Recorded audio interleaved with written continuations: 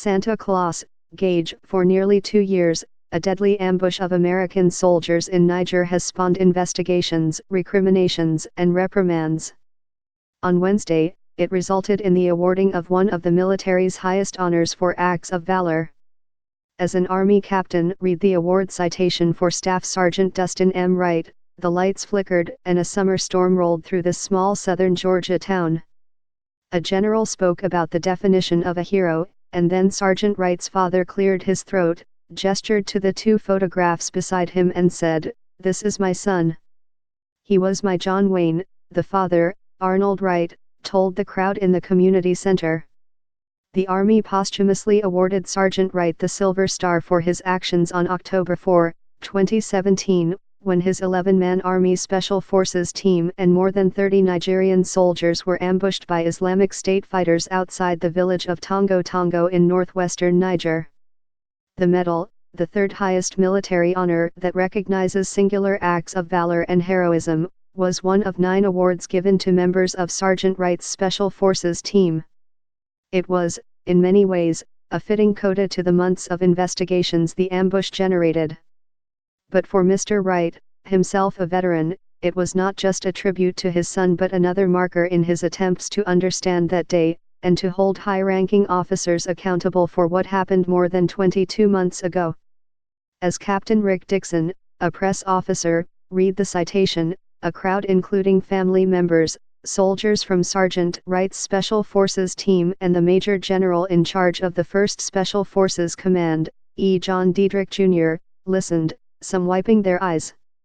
With total disregard for his personal safety or life, Captain Dixon said, Sergeant Wright maneuvered multiple times across open terrain through intense and accurate fire from an overwhelming hostile force to protect and recover 2 of his fallen comrades. As Sergeant Wright turned back for his teammates, he was shot and killed.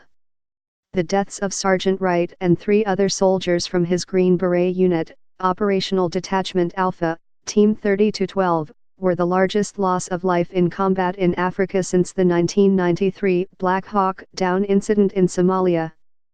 4 Nigerians and an interpreter were also killed in the battle. The awards mark the last component of the Pentagon's more than year-long investigation into the incident. In June, Patrick M. Shanahan, the acting defense secretary at the time, finished his high-level review, which agreed with earlier findings that had mostly blamed junior officers and endorsed reprimands for 8 Army Green Berets and a 2-star Air Force general. But other officers in the chain of command escaped punishment, including a Green Beret Colonel, Bradley D. Moses, who was responsible for special operations missions in Northwest Africa at the time and is now slated for promotion to Brigadier General. The length of the investigation and lack of reprimands for high-ranking military officials for ordering the team on the mission without knowing the enemy's strength have infuriated Mr. Wright, who is calling for the punishment of Colonel Moses and the lieutenant colonel below him, David Painter. I told them one thing, I said don't lie to me. And they did, Mr. Wright said Wednesday. In the months after the ambush, Mr. Wright and other family members were never told that the Green Beret team's leader, Captain Michael Perozeni, had told his commanders that his team did not have the necessary equipment or intelligence to make an unplanned raid on a local militant and had asked to return to base. The team was told by the team's battalion commander, Colonel Painter, to continue, but Islamic State fighters had been tracking the team and were preparing to attack. The award ceremonies for the 4 soldiers killed in the ambush, Sergeant First Class Jeremiah W. Johnson, Staff Sergeant Brian C. Black, Sergeant Wright and Sergeant Law David T. Johnson, were spread over a week.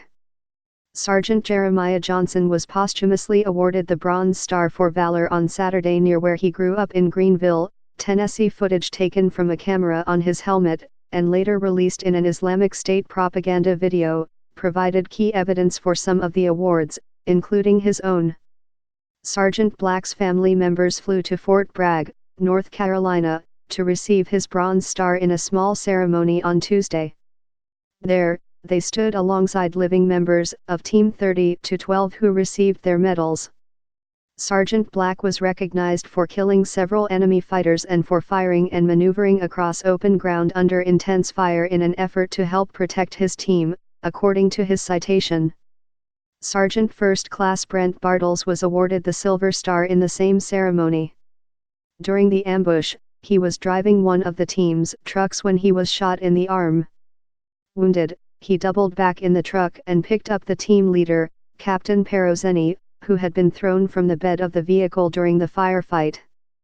A Sergeant First Class whose name was not released and who joined Team 3212 just weeks before the ambush as its acting intelligence sergeant also received a Silver Star.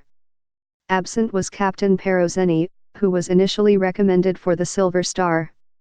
His award, according to a defense official, was reduced twice to an Army Commendation Medal. Some of the awards given to the team were also downgraded. Captain Perozeni was punished twice by the Army, only to have both letters of reprimand rescinded. In Miami on Friday, Sergeant Law David Johnson's family will receive his Silver Star.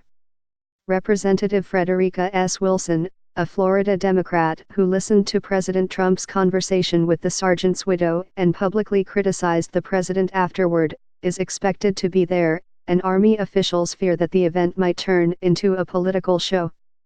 The body of Sergeant Law David Johnson, an Army mechanic and the driver of one of the Americans' trucks, had been missing for 2 days before he was found by locals in the area.